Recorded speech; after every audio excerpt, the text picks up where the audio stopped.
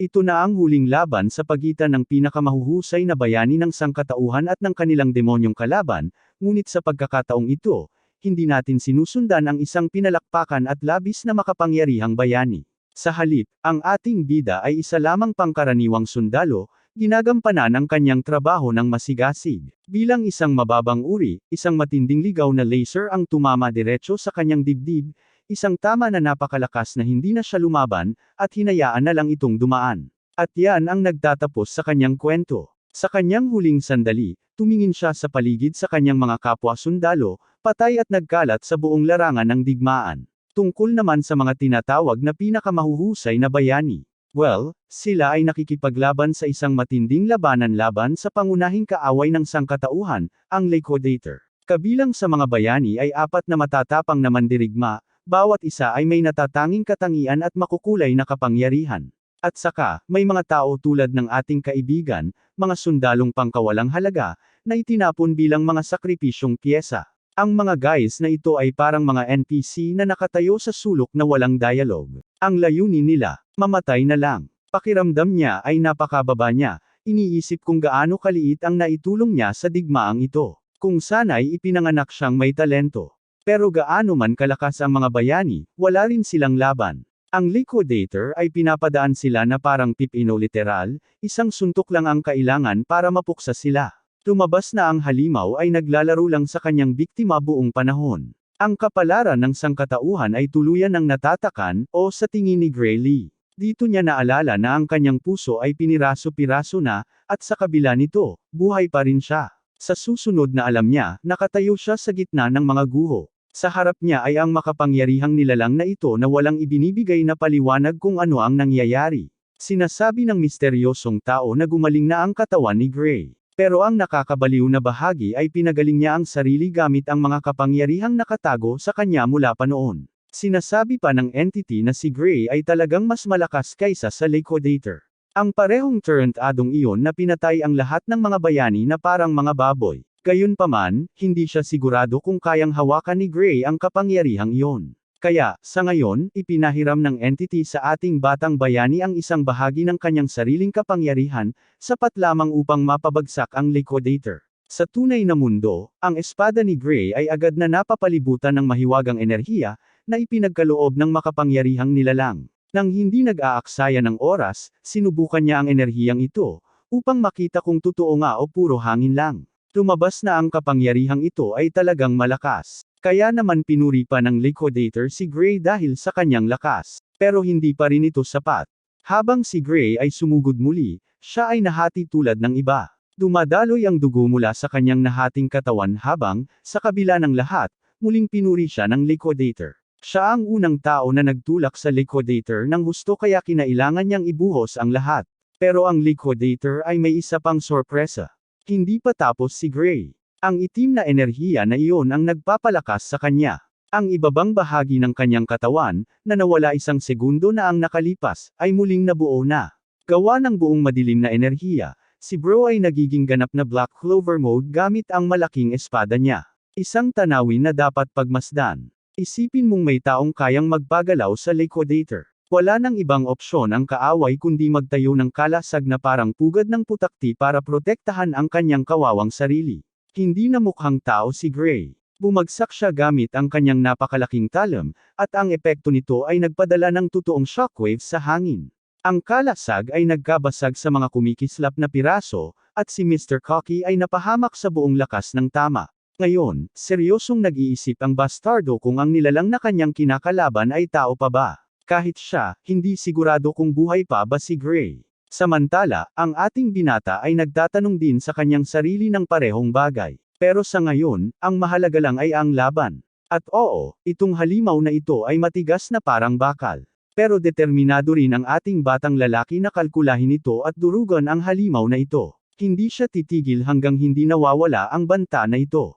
Nag-itsa siya ng isa pang ligaw na slash, at ang nakakatakot na halimaw na ito ay nagsimulang damyugaw ng nakakatakot na gintong dugo.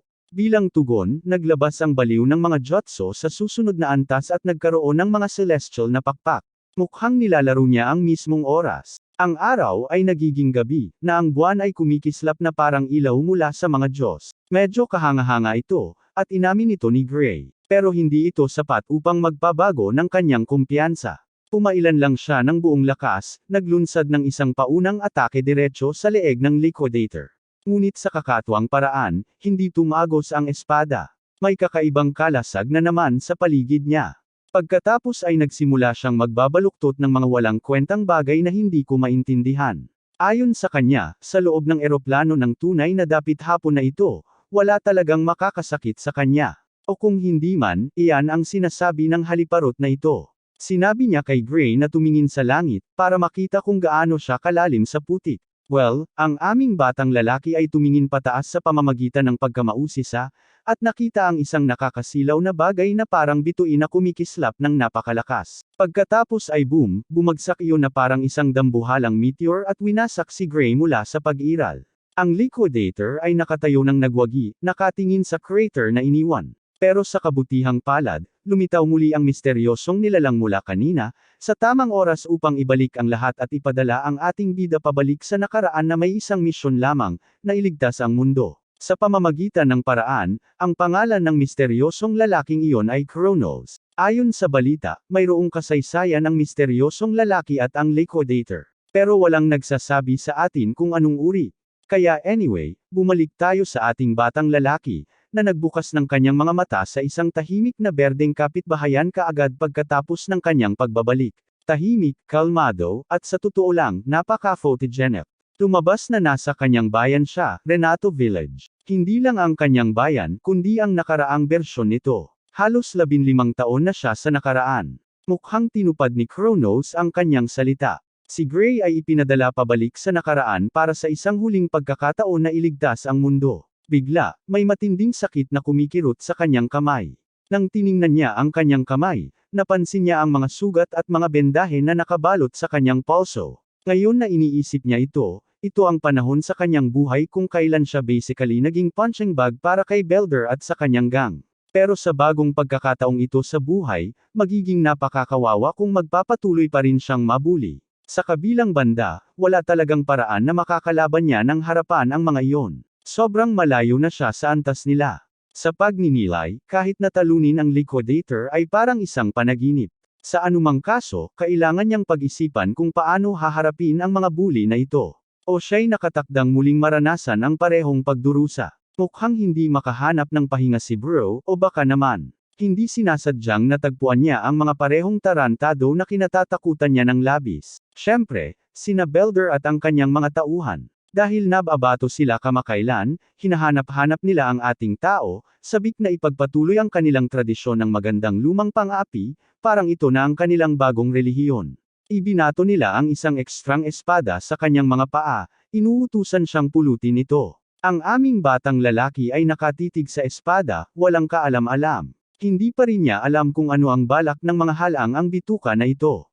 Pagkatapos ng lahat, 15 taon na ang lumipas, kaya medyo malabo na ang mga alaala. Samantala, inaakala ni Belder na nagkukunwari si Gray na walang alam ng sadya.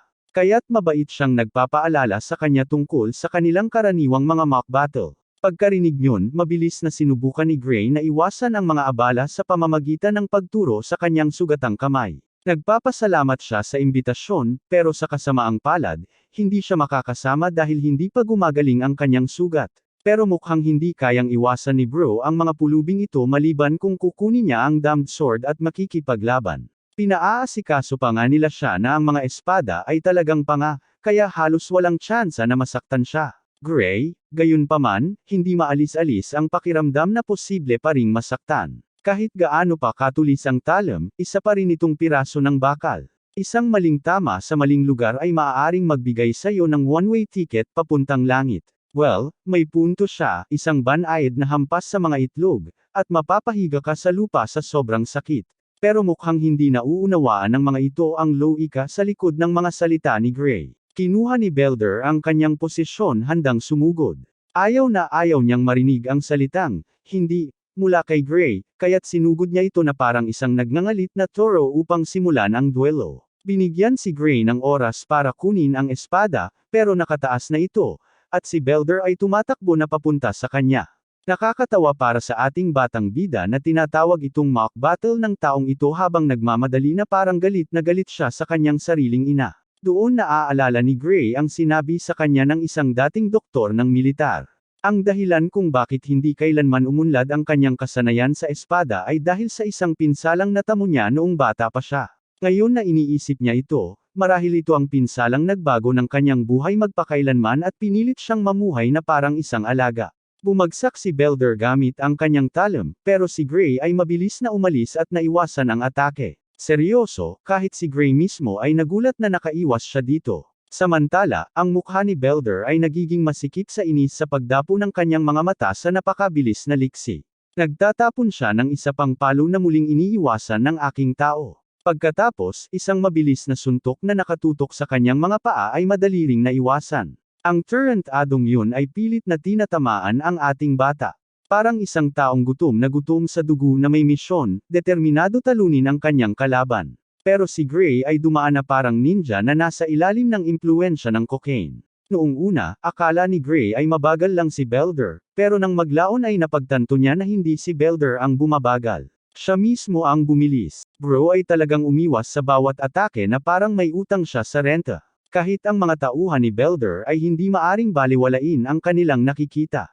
Parang si Gray ay isang ganap na ibang tao. Maaaring wala na siya sa dati niyang katawan, pero dala pa rin niya ang mga alaala ng bawat laban na kanyang nilabanan. Sa lahat ng karanasang iyon na nakamapa sa kanyang isipan, ang kanyang katawan ay parang nasa autopilot na. Halos hindi na niya kailangang subukang iwasan ang mga atake na iyon. Pagkatapos, kinuha ni Gray ang espada para ipagpatuloy ang tinatawag na mock battle na ito, na hindi na mukhang mock. Si Belder ay nalulunod sa kanyang sariling kay-abangan, desperadong sinusubukang durugan si Gray sa ilalim ng kanyang mapurol na talon. Pero sawa na ang tao ko.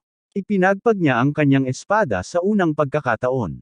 Ang biglang pag-ugoy mula sa kanyang makapangyarihang swing ay nagdulot ng matinding sakit sa kamay ni Belder. Ipinapakita lang nito kung gaano kaawa-awa talaga si Belder. Kung tapat si Gray, pakiramdam niya talagang siya ang talunan dito, nakikipaglaban sa isang napakahinang tao. Pero naniniwala rin siya na hindi karapat-dapat si Belder sa kahit kaunting awa. Siya ang piraso ng tae na nangbuli kay Gray, kinuha ang kanyang kinabukasan, at nagdulot ng lahat ng pagdurusa na yon.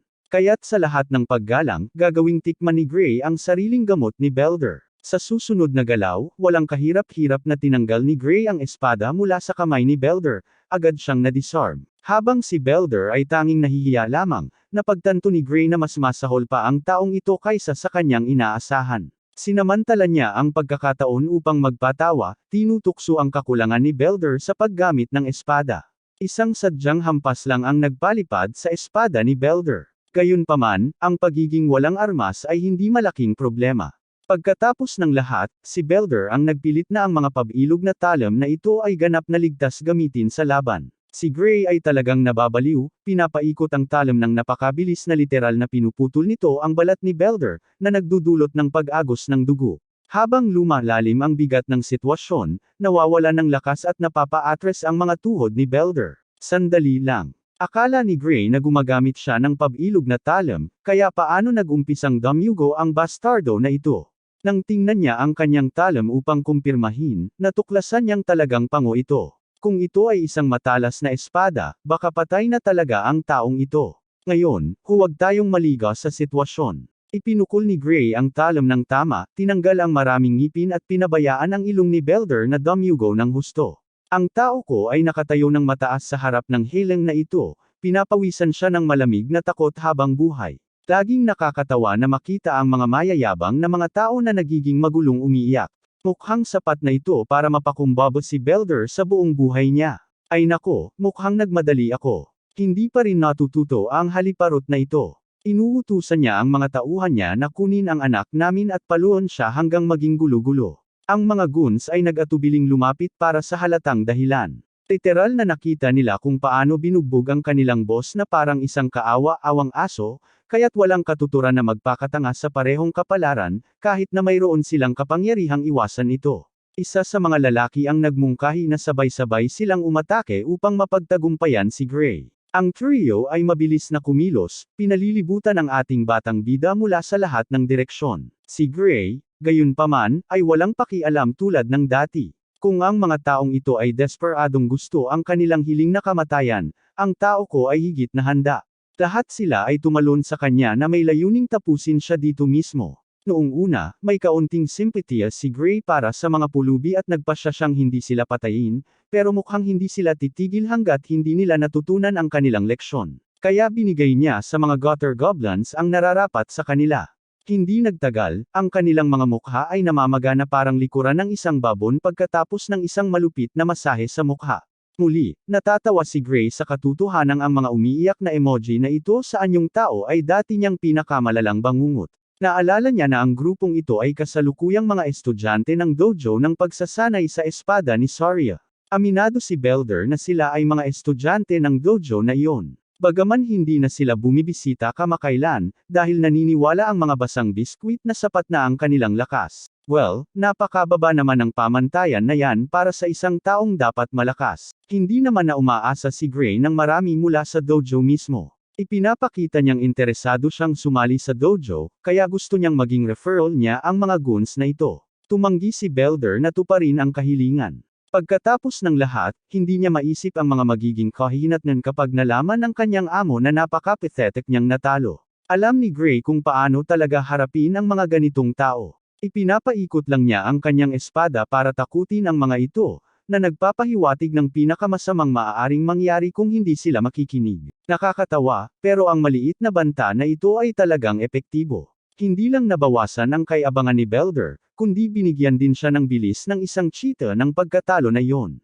Talagang bumibilis siya sa daan para makarating sa dojo sa lalong madaling panahon, kahit iniwan pa ang kanyang mga kaibigan. Pagkalipas ng kaunti, pumasok sila sa bayan. Habang naglalakad sila, ipinahayag ni Belder ang kanyang pag-usisa kung bakit interesado si Gray na sumali sa isang dojo. Lumabas na may slot para sa rekomendasyon sa akademya ang dojo na ito. Hindi na kailangang magsalita pa ng ating batang lalaki, dahil sigurado siyang sapat na ang pagkamature ni Belder upang maunawaan kung ano ang kanyang pangunahing layunin. Isa sa mga lalaki ang nagtatanong kung bakit kailangan pang sumali ni Gray sa isang akademya sapat na ang kanyang kapangyarihan. Hindi alam ng mga bitches na ito, hindi ganun kababa ang pamantayan ng aking kaibigan. May sarili siyang definisyon ng sapat. Maalala niya ng malinaw ang araw na pinatay ang lahat ng mga bayani ng sangkatauhan na parang mga baboy sa isang kisap mata, at iyon ang dapat na pinakamalakas na line-up sa mundo. Kalilimutan na ang mga bayani. Kahit siya, hindi niya kayang kamutin ang halimaw na iyon kahit na anong misteryosong kapangyarihan ang mayroon siya. Tanging Diyos na ang nakakaalam kung gaano karaming kapangyarihan ang sapat para talunin ang hilang na iyon. Bagaman hindi siya ganap na walang pag-asa noon, sa sandaling nakuha niya ang mga Aztec na madilim na kapangyarihan, parang naging isang makapangyarihang nilalang siya na kayang sirain ang kahit ano. Ang bagay na pumihil sa kanya ay ang kakulangan sa kasanayan sa paggamit ng espada. Umaasa siya sa ilang mga trick na natutunan niya mula sa espada ng banal. Kung sana naglaan siya ng mas maraming oras sa pagsasanay sa paggamit ng espada, tulad ng ginawa ng Sword Saint, sigurado siyang kaya niyang baguhin ang takbo ng laban ng mag-isa. Marahil ito ang dahilan kung bakit siya ipinadala ni Kronos dito, upang magpakasipag hanggang maging karapat-dapat siyang muling gamitin ang madilim na mahiwagang kapangyarihang iyon. Pagkalipas ng kaunti, nakilala namin ang master na pinag-uusapan ng mga goons. Ang grupo ay pinagsasabihan dahil nakipag-away sila sa isang random na sibilyan. At ang mas masahol pa, ang nakuha nila pagkatapos hamanin ang sibilyan na iyon ay isang nakakahiya at talo. Ang nakakatakot na babaeng ito ay si Saria, ang guru ng dojo ng sining ng espada. Sinusubukan ni Belder na linawin na hindi naman talaga nila sinasadya na mangbuli ng sinuman. Ito ay isang simpleng mock battle lamang. Ang kawawang siraulo ay natama ng isang napakalupit na suntok dahil sa kanyang mga kasinungalingan, isang suntok na sapat na para mapadpad siya sa buwan gamit ang kanyang one-way ticket. Ang mga tauhan niya ay nanginginig sa takot, umaasang makaligtas lang sa araw na ito. Walang dapat ikatakot, mga guys. Ang stunt na ginawa niya ay isang maliit na aral na gusto niyang ituro sa mga hanggal na ito. Kung tinatawag nilang mock battle ang pagbugbog sa isang walang kalaban-laban, kung gayon ang ginawa niya ay maaari ring ituring na mock battle. Itinutok niya ang kanyang espada sa mukha ni Belder at agad siyang pinalayas mula sa dojo.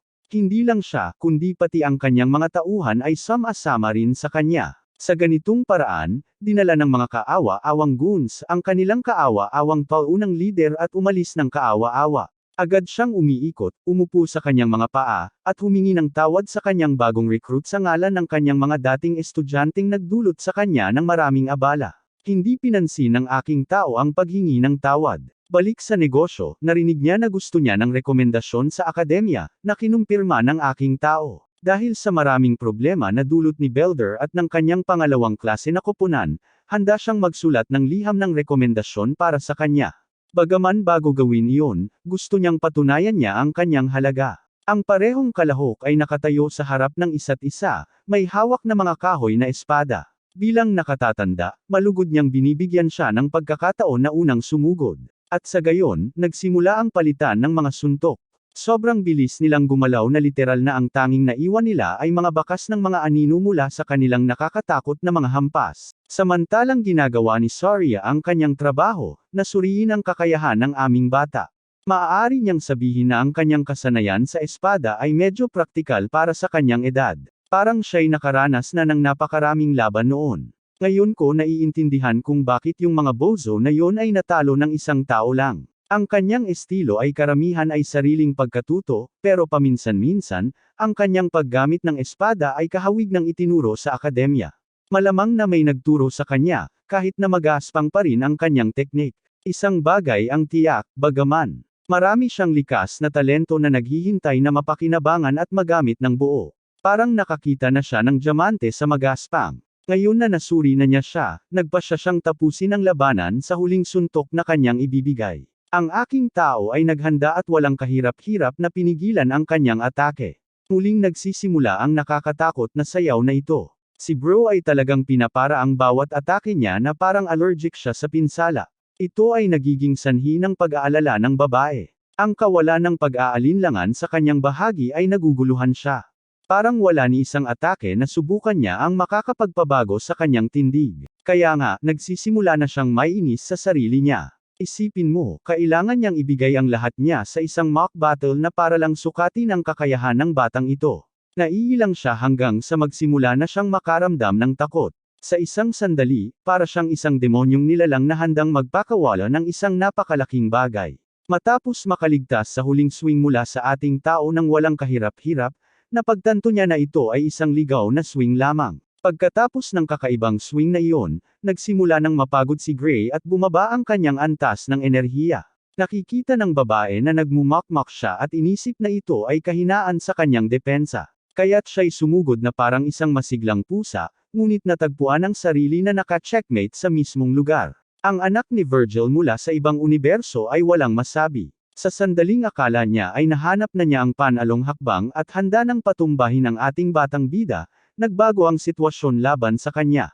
Ang basag na kahoy na espada ay tumama sa lupa habang si Gray ay nahulog sa pagkalito. Sa isang iglap, natagpuan niya ang kanyang daan pabalik sa parehong madilim na kapangyarihan na natamo niya sa kanyang laban-laban sa Liquidator. Ang katotohanan na ginamit niya ang kaunting kapangyarihang iyon ngayon ay nangangahulugang mayroon pa rin siyang akses sa kanyang mga kakayahan kahit na siya ay bumalik sa nakaraan. Pero pagkatapos, nangyari ito. Isang nakakapangilabot na sakit ang bumabalot sa kanyang katawan na nagdudulot sa kanya na lumuhad. Hindi niya kayang tumayo, habang si Saria ay nag-aalala sa kanyang kalagayan at gustong tumulong. Kahit na gumamit siya ng kaunting bahagi ng kanyang kapangyarihan, napagtanto ni Gray na ang kanyang kasalukuyang katawan ay hindi kayang ipakita ang kanyang mga kakayahan. Gayunpaman, pinagsikapan niyang bumangon muli sa kabila ng pagyanig ng kanyang katawan. Matapos sabihin sa kanya na siya si Gray, napansin niyang nawawala siya sa kanyang mga iniisip, napagtanto na halos hindi siya makatayo, na nagpapakita kung gaano siya dapat maging epektibo sa kanyang mga kakayahan.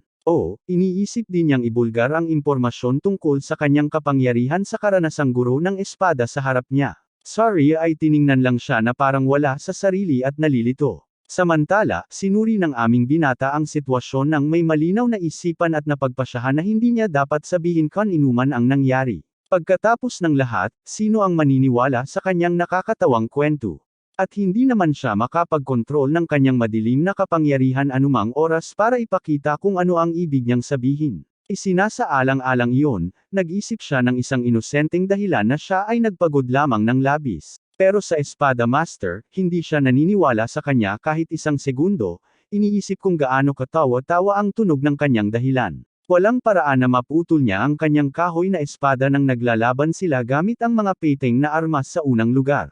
Ipinapakita niyang matalino siya, hanggang sa punto na nauunawaan niyang may itinatago si Gray sa kanya. Itinutok ng anak ni Virgil ang natitirang bahagi ng kanyang espada patungo sa ating batang lalaki, na nagdulot kay Gray na magtanong kung may problema. Malinaw sa paraan ng kanyang paghawak sa kanyang reaksyon na hindi niya gustong pag-usapan ang kahit ano sa ngayon. Sa halip na hamanin siya tungkol dito, iginagalang niya ang kanyang desisyon at tinatanong ang kanyang paunang interes sa pagkuha ng rekomendasyon sa akademya. Ang aming batang lalaki ay kinumpirma ito, sinasabi na narinig niya na makakatulong siya sa kanya tungkol dito. Hindi rin ito itinanggi ni Saria.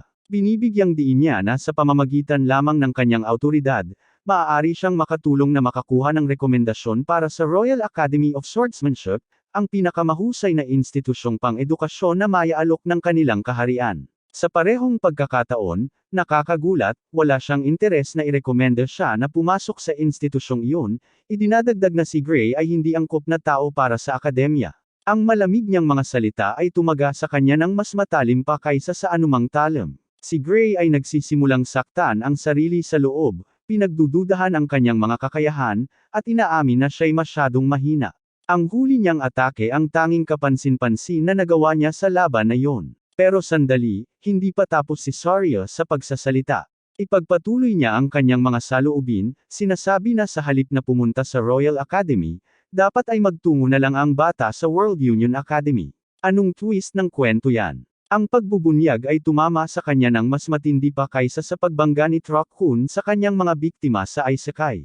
Bagaman ang Royal Academy ang pinakamaganda sa kanilang bansa, ang World Union Academy ang pinakamahusay sa buong mundo. Ang institusyon ay itinuturing na rurok ng kasanayan sa espada. Walang masabi si Gray dahil ang parehong akademya ng mahika na ito ang responsable sa paglikha ng pinakamalakas na batalyon, kabilang na ang mga katulad ng Espada Santo na si Amy. Agad niyang hinarap si Saria, tinatanong kung karapat-dapat ba siyang pumasok sa isang prestihiyosong institusyon tulad noon. Nakakatawa, pero winasak ng babae ang kanyang mga inaasahan, sinasabi na sa kalagayan niya ngayon, wala siyang kahit 1% na makakapasok siya sa pinto. Alam ng guro ng espada na kahit si Gray ay nag-aalinlangan sa kanyang mga kahinaan, lalo na pagdating sa kanyang kasalukuyang kahabag-habag na kalagayan ng katawan. Pagdating sa Royal Academy, maaaring makagawa ng milagro ang bata dahil lamang sa kanyang mga kasanayan sa espada. Pero hindi ganon ang sitwasyon sa World Union Academy. Kaya oo, talo na siya kung hindi siya magpupursige sa training niya. Pati si Saria ay namamangha. Ang bata ay may kamanghamanghang talento sa kanyang espada, ngunit tila parang stickman ang katawan niya. Ang pagdududa ay nagsisimula ng pumasok, talagang nagpapabahala kay Gray tungkol sa mga halimaw na kalaban na kakaharapin niya sa World Union Academy. Hindi ito basta-basta, at sa kanyang kasalukuyang katawan, talagang imposibleng mangyari iyon. Nakita ang kanyang malungkot na kalagayan, itinuro ni Saria kung gaano siya kabilas sumuko, kahit na may 9 na buong buwan pa bago ang pagsusulit sa akademya. Muli, dahil sa kakulangan ng tiwala sa kanyang kakayahan, iniisip ni Gray na kahit na ang panahong iyon ay hindi sapat para sa kanya. Sa kabila ng kanyang pagsisikap na hikayatin siya, kahit si Saria ay sumasang-ayon na kulang pa rin ang oras. Pero kahit na ganoon, binibigyan pa rin siya niya ng pagkakataon. Gusto ng Swordmaster na magtiwala siya sa kanya sa susunod na 9 na buwan, dahil sa panahong ito, papahirapan siya nito mula sa impyerno at pabalik. Oo, parang may nagsasabi sa akin na kukunin niya si David Goggins at papag-Ronin ang lalaking ito ng 3 ultramarathons at papagawa ng 6,000 pull-ups. Gayunpaman, inamin ni Gray na kahit ayaw niyang magdusa, wala na siyang ibang pagpipilian.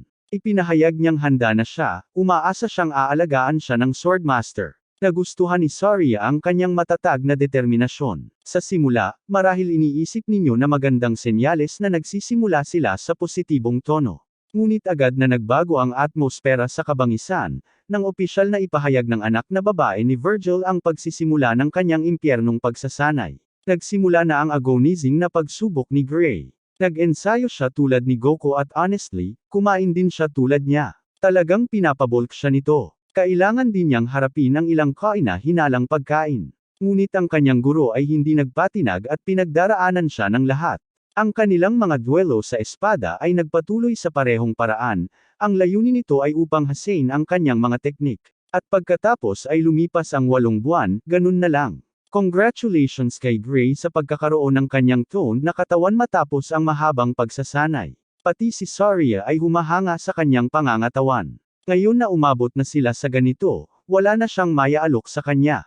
Handa na siyang lumabas sa totoong mundo ngayon. Pero ang kanyang magaan na pag-uugali ay naguguluhan si Gray, dahil mayroon pang 1 buong buwan bago ang entrance exam. Pinapaalalahanan ng anak ni Virgil ang ating binata na mag-aaksaya siya ng maraming oras sa paglalakbay para makarating sa lokasyon ng entrance exam. Kaya kailangan niyang umalis ng maaga. Bilang huling tanda ng pasasalamat, ibinibigay ni Saria sa kanya ang isang bag ng pera, tinitiyak ang isang maginhawang biyahe, na sinasagot ang kanyang mga gastusin para sa buwan. Ngayon, yan ang tunay na guro. Tungkol sa ating batang lalaki, hindi pa rin siya komportable sa ideya ng pag-alis ng masyadong maaga. Ang kanyang matinding pamamaraan ay nagpapalungkot sa kanya, dahil iniisip niyang itinataboy siya ng kanyang guro na parang siya'y pabigat. Umiti siya sa kanyang sagot, iniisip niyang pinapalala niya ang sitwasyon. Bigla na lang binanggit ni Gray ang chismis tungkol sa pugad ng ogre malapit, na agad na nakakuha ng atensyon ni Saria. Binanggit din niya na ang nayon ay lubos na hindi ligtas dahil sa kakulangan ng mga gwardya. Kinumpirma rin ng Swordmaster ang pagkakaroon ng pugad, dahil kamakailan lamang itong natuklasan. Kasabay nito, ngumiti siya sa kanya, naniniwala na walang masamang mangyayari. Kung mangyari ang pinakamasama, kakailanganin lang nilang umasa sa Royal Capital para sa tulong. Bagaman nag-aalala si Gray, iniisip niyang ang tanging dapat niyang pagtuunan ng pansin ay ang pagkuha ng kanyang pagsusulit, nang walang anumang ligaw na kaisipan. Sa kanyang isipan, sobrang kumbinsido siya na sinungaling ang kanyang guro, pinapakalma siya upang hindi siya mag-alala. Ang Royal Capital ay hindi kailanman magpapadala ng tulong sa isang maliit na nayon, at kapag ang nayon ay sinalakay at winasak ng mga ogre, tiyak na magreresulta ito sa brutal na kamatayan ni Saria. Sa kanyang orihinal na buhay, nalaman niya na namatay siya habang nag-iisa sa laban. Sa anumang kaso, hindi niya sinabi sa kanya ang alinman sa mga ito at tinanggap na lang ang sitwasyon, pinasalamatan ang kanyang guro sa pagtulong sa kanya sa lahat ng panahong ito. Plano ni Gray na umalis kaagad, na nagdulot ng ngiti kay Saria. Siya at ang kanyang 2 malalaking personalidad ay sumusuporta sa kanya na makapasa.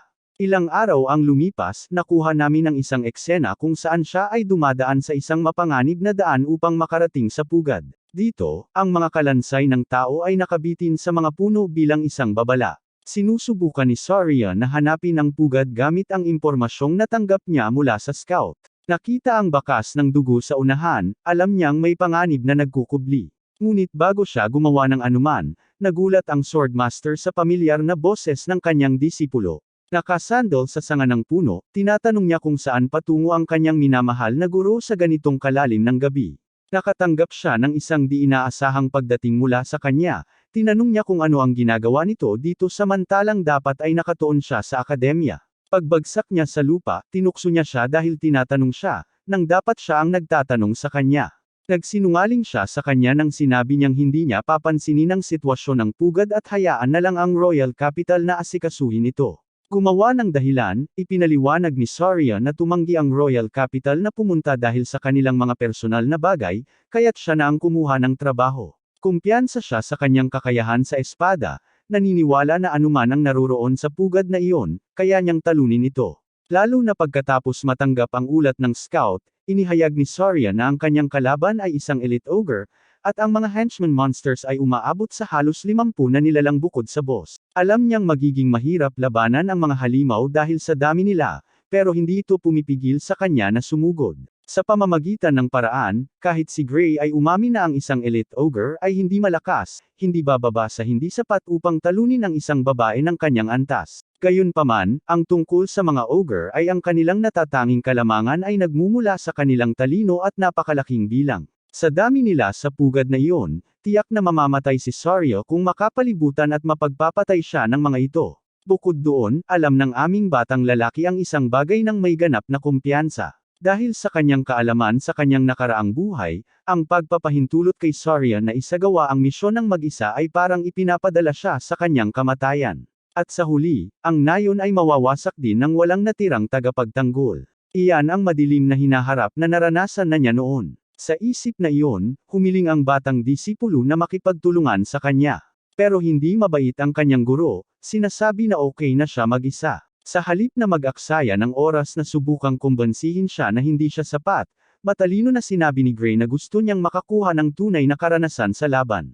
Pinaasa pa niya ito, tinatanong kung natatakot ba siyang magiging pabigat siya sa kanyang daraanan. Bagaman matalino siya, tinutukoy ng kanyang guro ang kabobohan ng sinabi niya. Ang pagkakaiba ng kanilang kasanayan ay halos magkapareho ngayon, sa puntong nahihirapan siyang labanan siya sa kanilang mga mock battles. Kahit na isinaalang-alang ang katotohanan iyon, pinaaalalahanan ni Saria ang kanyang disipulo na ang tunay na laban ay mas magkaiba, lalo na kapag isinasaalang-alang ang isang pugad ng mga halimaw tulad nito. Ang gawaing ito ay may kasamang napakalaking panganib, kaya't ayaw niyang ipahamak ni Gray ang kanyang buhay, lalo na't wala pa siyang sapat na karanasan sa laban. Ang kanyang disipulo ay labis na nalungkot nang marinig ang kanyang paninindigan, dahil sa katunayan, hindi nagbabago si Saria sa kanyang posisyon. Kaya't naghanap siya ng huling paraan, isang ideya na nais niyang ibahagi sa kanyang guro. Noong una, nagulat siya, hanggang sa hamanin siya ni Gray na makipaglaban, nangako na patutulugan siya at pagkatapos ay mag-isa na haharapin ang ogre. Ang sitwasyon ay nagiging tensyonado, ang disipulo ay kakalabanin ang kanyang guro sa isang totoong laban. Ang kanyang espada ay nakatutok sa kanya, hinihintay ni Gray ang kanyang tugon. Nang mapagtanto na ang kanyang estudyante ay kasing matigas ng ulo tulad niya, tinanggap ni Saria ang pagkatalo. Ayaw niyang mag-isa siyang umalis, kaya bumalik siya sa kanyang naunang mungkahi na magkasama silang pumunta. Ang tanging mahalaga sa kanya ay makabalik siya ng buo, at oo, ang buo ay totoo. Sama-sama silang nagkaisa at pumasok sa kagubatan upang harapin ang mga halimaw. Ang kabalyero ay tumatanda, at sa wakas, natutuklasan ng guro at ng disipulo ang lokasyon ng pugad. Ginagamit ng mga matatalinong halimaw ang kanilang kapaligiran sa kanilang kapakinabangan. Gumawa sila ng pugad na walang puwang para sa pagtakas, sakaling may maglakas loob na maglakbay dito upang hamanin sila. Saria thinks that the creatures must be confident in their ability, while Gray argues that it's actually more of a disadvantage for the two of them, as they'll have to fight carefully. Nagmamasid mula sa isang ligtas na distansya, siya'y medyo nagulat. Walang bakas ng boss sa grupo, na nagbigay sa kanya ng pagdududa kung nagtatago ito sa kanyang tolda. Kung ganoon nga, mabuti para sa kanila, dahil sa ganitong paraan, makakapatay sila ng marami sa mga tauhan bago pa makaharap ng Elite Ogre ang mga ito. Upang talakayin ang estratehiya sa labanan, inutusan ni Saria ang kanyang estudyante na targetin ang mga halimaw mula sa isang gilid, habang siya naman ay tatakbo sa kabilang gilid. Agad nilang isinagawa ang plano, sabay silang tumalon sa aksyon na may hawak na mga espada.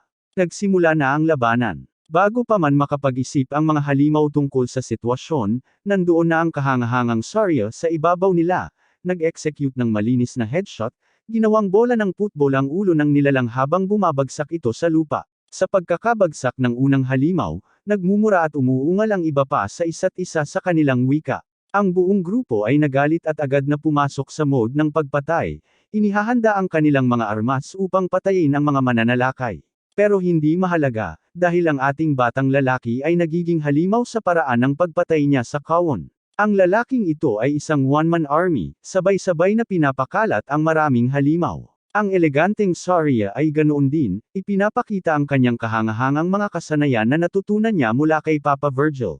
Ang dalawa ay hindi mapipigilan, si Gray at Saria ay perpektong nagtatakip sa likuran ng isa't isa. Sa loob ng ilang minuto, bawat halimaw na nasa paningin ay nagiging bilang ng mga patay para sa kanila. Sa pamamagitan ng paraan, talagang humahanga siya sa hindi natitinag na determinasyon ni Gray sa isang tunay na laban. Hindi pa siya kailanman naging handa, pinapaalalahanan ang kanyang guro na manatiling alerto rin. Narito ang bagay, mayroong isang bagay tungkol sa sitwasyon na nagbibigay sa kanya ng masamang pakiramdam.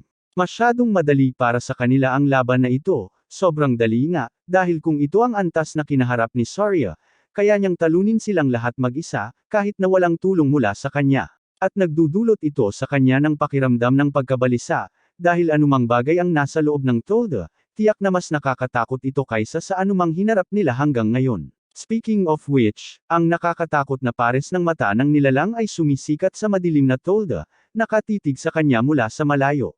Sa sandaling makasalubong ni Gray ang mga mata ng nilalang, siya'y nataranta sa gulat. Sa kabila ng kanyang lakas, siya'y natatakot at sinabi sa kanyang amo na kailangan nilang umalis agad. Pati si Saria ay hindi maintindihan kung ano ang biglang nangyari sa kanya.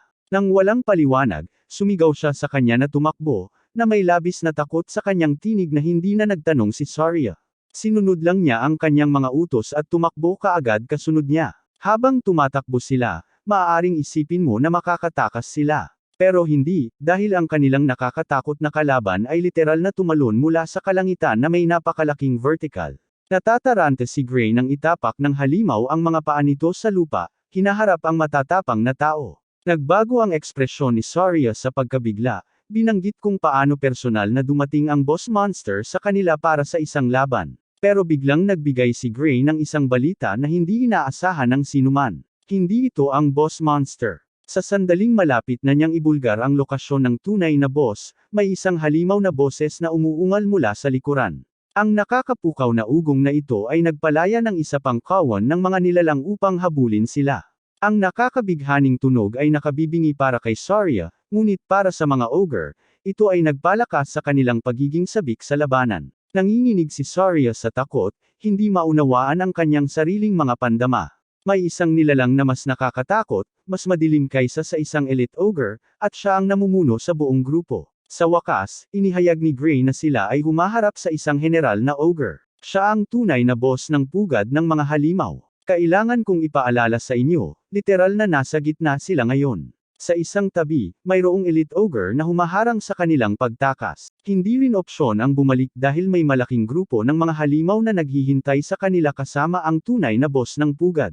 Ipinahayag ni Saria ang kanyang pagkabigla, alam na hindi nila kayang harapin ang ganitong halimaw kahit sa kanilang antas. Ang tanging pagkakataon nila para manalo ay patayin ang elite ogre sa harapan nila upang makatakas. Kaya ginawa niya iyon, sinugod ang halimaw at tinamaan ang kanyang sandata laban sa kanya.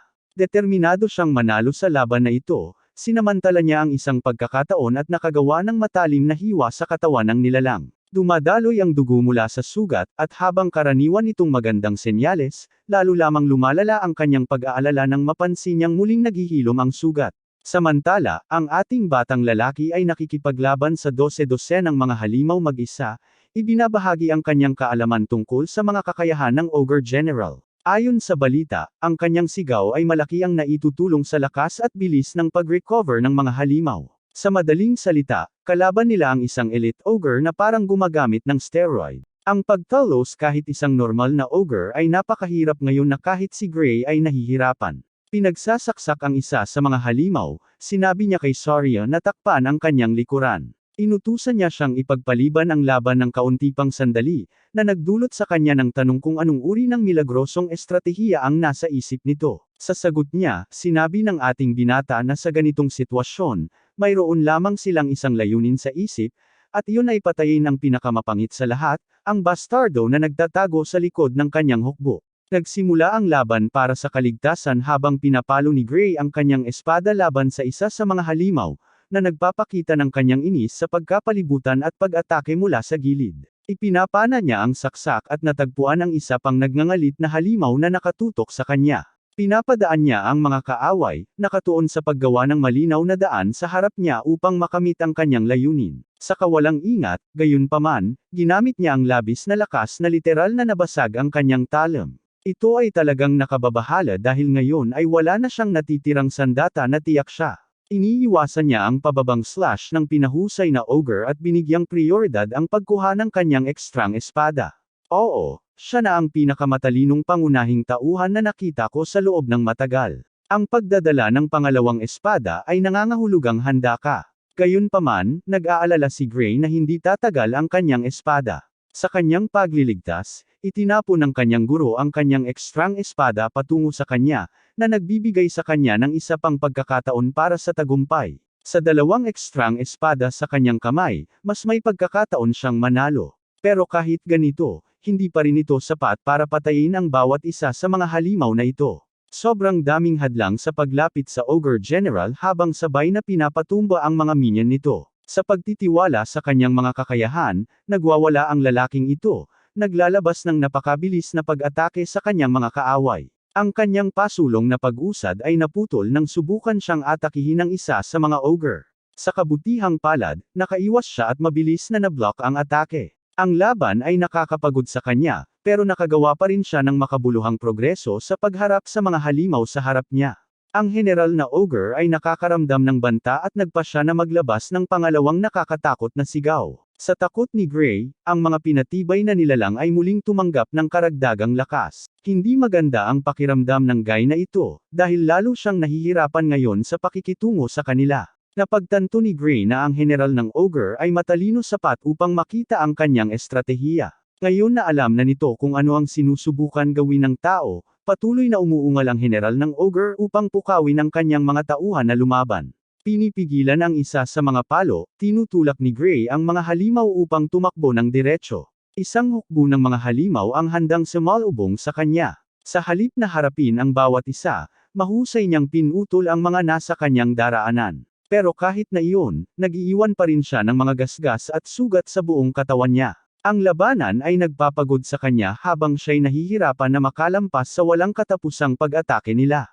Nang ibinaba niya ang kanyang depensa, tinakal siya ng isa sa mga ogre at pinigilan siya sa kanyang kinaroroonan. Mukhang talagang masama ang sitwasyon niya dahil ang mga ogre ay nasa tamang pwesto na nila siya. Sa kabutihang palad, dahil sa sobrang galit nila, nawalan sila ng kakayahang makipagtulungan. Dahil isa sa kanila ay nag-atake sa kapwa nito ng walang pag-iisip.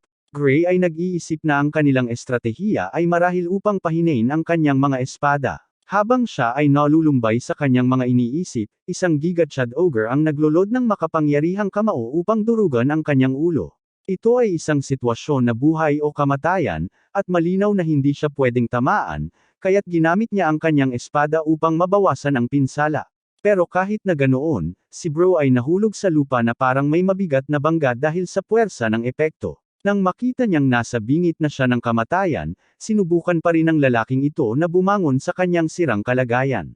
Iyan ang kahulugan ng isang badass. Sa naunang pag-atake na Some Iris sa kanyang ekstrang espada, ngayon ay isa na lang ang natitirang espada niya, at 12-12 ng ogre ang kailangang patayin, pati na ang kanilang boss. Muli, hindi pabor sa kanya ang sitwasyon. Sa katunayan, halos imposibleng makaalpas dito. Sa kabila ng pagdanas ng isang pag-urong, lubos niyang nauunawaan ang kanyang sitwasyon ngayon. Hindi talaga kayang manalo ni Gray, hindi laban sa napakaraming mga halimaw na sabik sa dugo na unti-unting pinapagod siya. Kaya nagpa siyang palitan ang kanyang estratehiya sa laban, umuungal sa kanyang amo na tumakas habang kaya pa niyang gawing panggulo para sa kanyang pagtakas. Narinig ito ni Saria at ngumiti, tumangging tretuhin siya ng ganoon. Nakaharap pa rin siya sa pinatibay na Elite Ogre, pero hindi maintindihan ni Gray kung bakit determinado pa rin siyang lumaban. Pinapakiusapan niya itong tumakbo dahil susundan niya ito kaagad. Ngunit tumanggi si Saria sa kanyang mungkahi, at nakakatakot na ibinulgar na nawala na ang kanyang kakayahang tumakbo. Nagkaroon siya ng malaking sugat sa kanyang hita, na nagbuwal sa pag-asa ni Gray. Maging ang pamamaraang iyon ay hindi na posible ngayon. Wala nang ibang daan, kundi ang magmarcha patungo sa kanyang kamatayan. Ipinapagalaw ang kanyang espada sa galit, iniisip niya ang dahilan kung bakit siya bumagsak. Sa kabila ng napabigat na layunin, malapit na itong magtapos. Sa trahedya, ang huling espada ng ating batang bayani ay nagkakaroon din ng mga pira-piraso at nagiging durog, ngunit siya ay nagmamatigas pa rin. Sa kabila ng pagkawala ng kanyang sandata, tumanggi si Gray na isiping ito na ang katapusan ng kanyang buhay. Kung sana magamit niya ang kapangyarihan mula sa hinaharap, ang nakakatakot na kakayahang tumugma sa liquidator at nakapagpahamak sa kanya. Kung magagamit niya ito kahit sa isang sandali, ang mga halimaw na ito ay mapaputol-putol. Malakas na inaalala ang naramdaman niya noon, pinapagana niya ang kanyang sirang espada, pumasok sa isang estado ng pagmumuni-muni. At nang muling bumukas ang kanyang mga mata, hindi na si Gray ang dating mahina. Isang madilim na nagliliyab na hampas ang nagwasak sa mga ogre, ginawang abo ang mga ito gamit ang kanyang nagliliyab na itim na espada. Kahit si Saria ay hindi maintindihan kung ano ang nangyayari.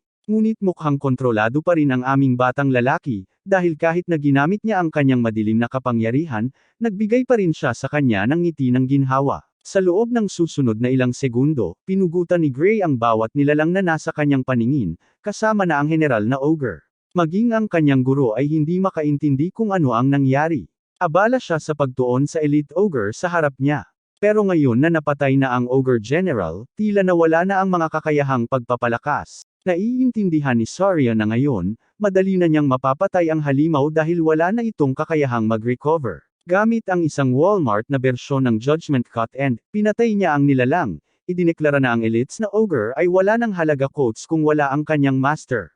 Nanalo sila sa wakas. Pareho silang nakatayo laban sa lahat ng posibilidad at nanalo sa laban. Sa kabila ng himalang pagdaig niya sa isang buong grupo ng mga Ogre, humingi pa rin ng tawad si Gray sa pagkabasag ng kanyang espada. Sinabi ni Saria sa kanya na wala yun kumpara sa pagligtas niya sa kanyang buhay bilang kapalit. Kinuha niya ang espada at gustong harapin siya tungkol sa teknik na ginawa niya sa dulo. Pero bago pa man niya matapos ang kanyang pangungusap, bumagsak ang aming batang lalaki sa lupa, tuluyang nawala ng malay dahil sa mga epekto, na nag-iwan sa kanyang guro na sumigaw ng kanyang pangalan sa pag-aalala.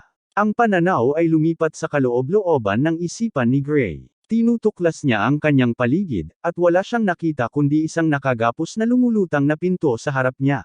Nalilito siya hanggang sa maglabas ang pinto ng parehong uri ng madilim na enerhiya na ginagamit niya sa pamamagitan ng kanyang kakayahan. Isang biglaang pag-unawa ang pumasok sa kanyang isipan. Ito ang kanyang sariling kapangyarihan. Nagtataka siya kung ano ang mangyayari kung magagawa niyang buksan ang pinto.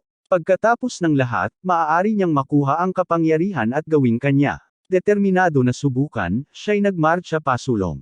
Ngunit sa sandaling maglalakad siya ng isang hakbang, isang nakamamatay na pakiramdam ang bumabalot sa kanyang katawan, na nagdudulot ng labis na takot sa kanyang kaluluwa. At iyon ay pagkatapos lamang ng isang hakbang. Si Gray ay labis na natatakot habang nagbabalik siya. Wala siyang lahat ng sagot tungkol sa pinagmulan ng kanyang kapangyarihan. Ngunit isang bagay ang naging malinaw sa kanya ngayon. Kung magtatangkang gamitin niya ang kanyang mga kapangyarihan sa kanyang kasalukuyang kalagayan, walang duda na mamamatay siya. At hindi lang iyon isang simpleng pahayag, dahil ang pakiramdam ay napakalupit na nagdadala ito sa kanya ng luha. Mula sa kawalan, isang tinig ang pumasok sa kanyang isipan, pinuri siya para sa kanyang desisyon kanina. Bago pa man makapag-isip si Gray ng mas malalim, nagising siya sa isang estado ng pagpanik sa kanyang kama. Nasa tabi niya ang kanyang guro, masaya na sa finally ay gising na siya. Nababahala, tinanong niya kung nasaan siya. Ipinaliwanag niya na dinala niya siya sa klinika ng nayon sa pinakamabilis na paraan na kaya niya. Itong dude na ito ay talagang nawala ng malay sa loob ng 5 buong araw, at sobrang saya ko na hindi sinabi ng may akda na 3 araw, tulad ng sa lahat ng ibang kwento. Basta, natatakot siya para sa buhay niya, habang si Gray ay kailangang harapin ang katotohanan na kailangan niyang magpagaling ng halos 1 linggo dahil sa bigat ng teknik na ginamit niya. Kahit si Saria ay naniniwalang sobra-sobra ang ginawa niya sa laban na iyon. Ito ang kahulugan ng pagtalikod sa lahat ng posibilidad. Gayunpaman, nag-aalala siya tungkol sa kalagayan ng kanyang katawan, at tinatanong kung kaya ba niyang gumalaw ng maayos. Para subukan ito, sinubukan ng aming batang lalaki na iangat ang kanyang braso, pero wala siyang magawa. Halos hindi niya magamit ito pagkatapos mag-aksaya ng maraming enerhiya. Pero sa kalagayan niya, wala talagang paraan na makakahawak siya ng espada na may ganitong sugat. Well, sa totoo lang, wala rin siyang kakayahang magparaos, kaya kailangan niyang ayusin ang problemang ito agad. Pagkatapos ay nandyan ang pasa sa kanyang braso, naiwan pagkatapos ng laban. Si Saria ay nag-aalala sa kanyang kalagayan, alam na hindi siya makagalaw ng maayos. Kinukumpirma ni Gray na wala siyang magawa sa ngayon. Pati ang kanyang guro ay umamin na hindi agad magiging normal ang kanyang braso, na nagsiwalat na bawat buto sa kanyang braso ay nabasag na piraso-piraso. Ang revelasyong ito ay nagulat sa ating batang lalaki, dahil sa kakaibang paraan, hindi siya nakakaramdam ng sakit. Iyan ay dahil sa magic potion treatment na natanggap niya. Nabigla ang aming bata dahil ang mga ganitong bagay ay talagang napakamahal, at ginamit niya lang ito sa kanya. Ipinaliwanag ni Saria na wala itong dapat ipag-alala, dahil ang pinuno ng nayon mismo ang nagbigay nito sa kanila bilang gantimpala. Hindi makapaniwala ang bata sa naririnig niya. Hindi niya man lang kilala ng personal ang punong bayan, at nakatanggap siya ng potion na mahika sa kanyang gastos. Saria sa tingin niya ay bobo siya dahil hindi niya nauunawaan ang kanyang sitwasyon. Kaya't inilagay niya ito sa matitinding salita. Si Gray ay opisyal na ang tagapagligtas at bayani ng nayon. Bago pa siya makapag-isip tungkol sa sinabi niya, biglang pumasok ang pinuno ng nayon upang batiin ang bata, pinasalamatan siya para sa lahat ng kanyang ginawa. Upang ipakita ang kadakilaan ng kanyang ginawa, pinaalala ng punong bayan sa bata na ang isang general na ogre ay napakalakas na kailangan ng buong bayan para labanan kahit isa lamang. Ang ganitong uri ng nilalang ay nagbanta sa kanilang nayon, at sa kabila nito, isang bata ang nakapagpabagsak nito, nagukit ng daan at pinatay ang halimaw, tinitiyak ang kaligtasan ng nayon. Para doon, nagpapasalamat ang pinuno ng nayon. Dahil sa matapang na pagsisikap ng batang iyon at ng kanyang guro, hindi na sila nanganganib. Hindi matanggap ang lahat ng kredito, sinasabi ni Gray na pinalalaki nila ang kanyang ginawa. Pero ang pinuno ng nayon ay iniisip na siya ang nagpapababa sa halaga ng ginawa niya. Pag-isipan nito sandali, nagmuni-muni si Gray sa kinalabasan. Iniisip niya na marahil tama ang mga salita ng pinuno ng nayon. Naalala mo ba ang kanyang nakaraang buhay? Sa buhay na iyon, ang lugar na ito ay nasunog hanggang sa maging abo dahil sa pag-atake ng mga ogre. Iyan ang kahalagahan ng kanyang tagumpay. Ang pinuno ng nayon ay labis na masaya na bigyan siya ng mahabang paliwanag kung ano ang nagpapasikat sa kanya. Pero sa ngayon, nakatuon siya sa misyon ng bata na makapasa sa entrance exam ng World Union Academy. Speaking of which, naalala lang ni Gray ang kanyang tunay na layunin. Walang ingat siyang pumunta upang patayin ang mga nilalang sa pugad ng mga halimaw ilang linggo bago ang kanyang pagsusulit. Sa lahat ng oras na nasayang sa pagitan, 2 na lang ang natitirang araw bago ang araw ng pagsusulit. At saka, ang pagpunta lang doon ay 3 buong araw na lakad. Ang pinakamainam na opsyon niya ay gumamit ng kabayo para makatawid sa distansya sa tamang oras. Pero wala siyang pera at hindi niya kayang bumili ng isa. Gumawa ng biglaang kahilingan, nakiusap siya sa pinuno ng nayon na pautangin siya ng kabayo para sa paglalakbay. Ang mabuti ay inaasahan na ng pinuno na gagawa ng ganitong kahilingan ang bata, kaya't inihanda na niya ang pinakamagandang kabayo para sa kanyang paglalakbay. Umiti si Saria, na isiniwalat na ang orihinal na plano nila ay buhatin siya, kahit na hindi siya nagising ngayon. May mga tao talagang sumusuporta sa iyo sa kabila ng iyong mga problema, tulad ng mga kaibigan ni Gray dito, at umaasa akong makatagpo pa tayo ng marami sa kanila sa ating buhay. Lumabas si Gray sa infirmary at natagpuan ang buong nayon na sumisigaw ng pangalan ng bata at sumusuporta sa kanyang pagsusulit. Gusto nilang ibigay niya ang kanyang makakaya, at hindi sila natatakot na pasalamatan siya para sa ginawa niya. Pinaabot pa ng mga taga-baryo ang isang bag ng pera para sa kanya. Lahat ay nagbigay ng kaunti-kunti upang makapag-apply siya sa entrance exam at masuportahan ang kanyang sarili sa akademya. Ang batang lalaki ay labis na nagpapasalamat sa mga taga-baryo, na nagpakita sa kanya ng labis na pagmamahal sa kanilang suporta. Biro niyang sinabi na magiging sobrang nakakahiya kung mabibigo siya at babalik.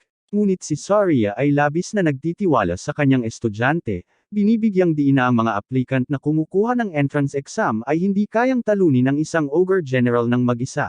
Pero hindi lang iyon ang alalahanin. Ang batang lalaki ay nag-aalala tungkol sa kanyang braso, dahil magulo pa rin ito at walang kasiguraduhan kung kailan ito gagaling. Sa puntong iyon, sinabi ng kanyang guro na dapat niyang gamitin ang kanyang kaliwang braso sa ngayon. Kahit naganap na gumagana ang kanyang kaliwang braso, mas sanay lang siya sa kanyang kanang braso. Pero sa tingin ng kanyang guro, sa antas ng kanyang kasanayan, hindi ito magiging hadlang. Ibinabahagi ni Gray ang kanyang mga alalahanin, sinasabi na ang antas ng entrance exam ay maaaring maging labis para sa kanya, hanggang sa punto na ang isang braso ay magiging hadlang sa kanya. Pero kahit na ganoon, nauunawaan ni Saria na ang mga guro o mga taga-suri sa akademya ay may matalas na mata. Kapag nakita nila ang kanyang talento, pipiliin siya nila.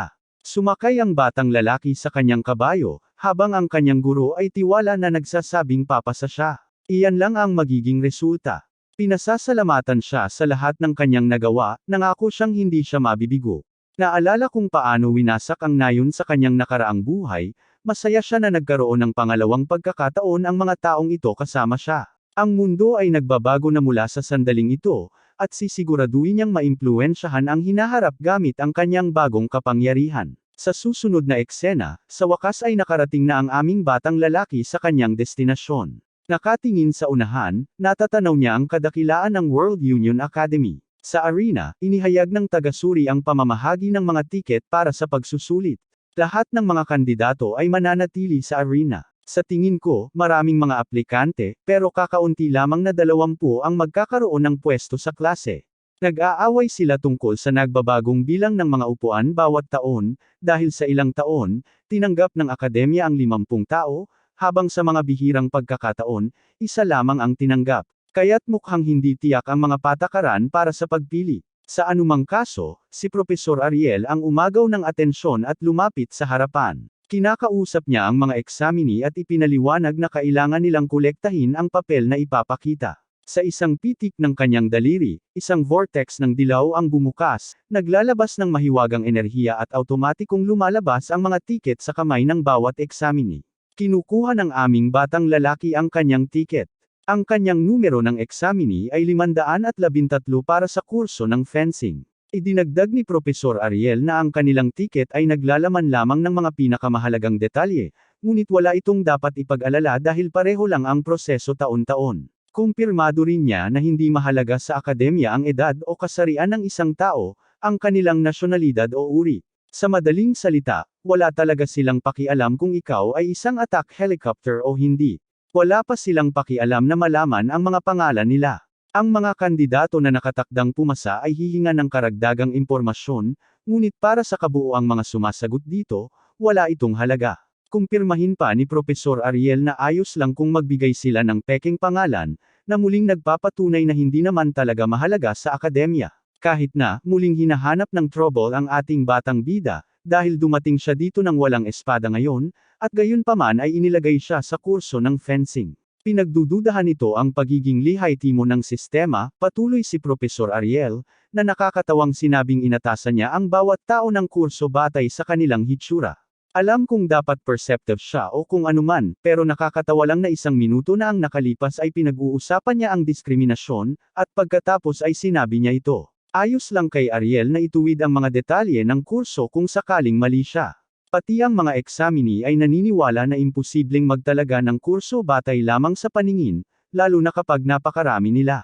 Malakas ang hinala nila na tiyak na siniyasat sila ng akademya bago pa man, kaya nila nalalaman iyon. Ang posibilidad ng mahika ng pagbabasa ng isip ay lumalabas din. Hindi tinutugunan ni Propesor Ariel ang alinman sa kanilang mga alalahanin. Ang napapansin lang niya ay kung paano walang nagrereklamo tungkol sa nakatalagang kurso. Kaya't susunod niyang ibinunyag ang schedule ng pagsusulit ng lahat. Ang detalye ay agad na nakaukit sa tiket. Si Gray ay kinakabahan, dahil nakaschedule ang kanyang pagsusulit sa unang araw, na hindi nagbibigay sa kanya ng oras upang gumaling ang kanyang braso. Ipinahayag ni Ariel na ang pagsusuring ito ay isasagawa lamang ng 1 beses at ito ang magpapasya sa lahat. Kung ang isang kandidato ay mahuhuli, ang tanging magiging resulta ay agarang diskwalipikasyon. Pinaaalalahanan din niya sila na mahigpit ang kanilang mga schedule at hindi ito mababago o mapapalitan kahit na humiling pa. Masamang balita ito para kay Gray, na nahihirapan sa kanyang paggaling. Nagmakaawa siya na sana magtamo ng milagro ang kanyang katawan at gumaling siya bukas. Dumating ang susunod na araw at ano ang nangyari? Walang nangyari sa braso ng kawawang lalaki, hindi man lang ito gumaling. Wala siyang ibang pagpipilian kundi kumuha ng pagsusulit sa ganitong kalagayan. Tinawag ang numero ng pagsusuri ni Gray, at siya'y naglakad ng may inis. Sinusubukan niyang kalmeyan ang sarili upang manatiling positibo tungkol sa sitwasyon. Sinusuri ang kanyang kaliwang braso, mukhang wala siyang anumang problema, at kaya rin niyang igalaw ang kanyang kanang braso kung maglalagay siya ng sapat na lakas. Ang kasalukuyan niyang estratehiya ay masusing obserbahan ang mga galaw ng tagasuri at tuklasin ang isang panalong estratehiya mula doon. Pinapanood niya ang laban sa pagitan ng isang kandidato at isang tagasuri.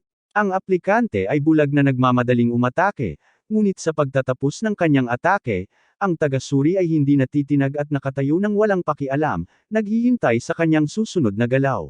Hinahatak ng kandidato ang kanyang espada para sa isa pang pag-atake, ngunit kahit ang pag-atake na iyon ay walang silbi. Nahadlangan ito, at hindi lang iyon, pinatalsik pa ng tagasuri ang kanyang espada bago siya pinapadapo sa huling hampas. Sa pagbangga ng kanyang katawan sa lupa, tinapos ng tagasuri ang resulta ng pagsusulit, inutusan siyang umalis sa lugar. Baka iniisip niyo na baka may nahanap si Gray, pero ang nakakatawang bahagi ay kung paano talagang sumusuko ang lalaking ito at tinatanggap na malapit na siyang maluto. Tinawag ang kanyang numero para pumasok sa arena.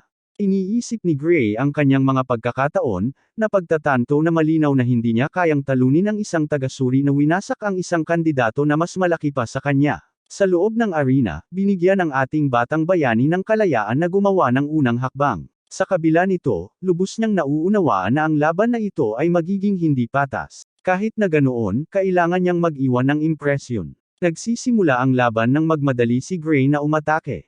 Naalala niya ang payo ng kanyang guro, na sinabi sa kanya na gamitin ang buong katawan upang makapaghatid ng makapangyarihang hampas sa halip na gamitin lamang ang mga braso. Pinapagana ang kanyang payo sa kilos, iniisip niya na ang tanging paraan para makayanan ang pagkawala ng kanyang kanang braso ay gamitin ang iba pang mga kalamnan, kaya't ibinato niya ang unang hampas, na madaling naiiwasan ng tagasuri. Kahit ngayon, nahihirapan pa rin si Gray na makipaglaban sa kanyang karaniwang estilo. Pagkatapos ng lahat, kahit na sinusubukan niyang punan ang kakulangan ng kanyang kanang braso, hindi pa rin ito mababago ang katotohanan na siya ay nasa malaking kawalan dito. Ang tagasuri ay gumanti sa pamamagitan ng pagtatangkang putulin siya. Ngunit sa gulat ni Gray, napakabagal ng paggalaw ng espada. Parang kaya niyang basahin ang landas nito nang hindi nagmamadali. Kaya naman, matagumpay na nablock ng ating batang lalaki ang atake, ngunit ramdam pa rin niya ang bigat ng puwersa ng tagasuri sa likod ng atake. Sa parehong oras, hinuhusgahan niya na ang teknik ng tagasuri ay hindi kasing pinino ng kay Saria. Kaya kung makakapag-focus lang siya sa mga teknik na natutunan niya mula sa kanya, may pagkakataon siyang makahanap ng pagkakataon at makagawa ng puwang. Sa isip ang estratehiyang iyon, nagmadali si Gray ng buong lakas upang malupig ang instructor. At ang instructor ay talagang natutulak pabalik. Ang kanyang bilis ang kanyang sariling kapahamakan. Si Gray ay nagiging tiwala, na pagtatanto na madali niyang mapapabagsak ang examinator na ito. Muling sumiklab sa kanyang isipan ang mga salita ng kanyang guro. Muling nagbanggaan ang kanilang mga talam, ngunit tinalo ni Gray ang kanyang kalaban sa isang buong depensa, handang tapusin ang laban gamit ang kanyang bagong tiwala.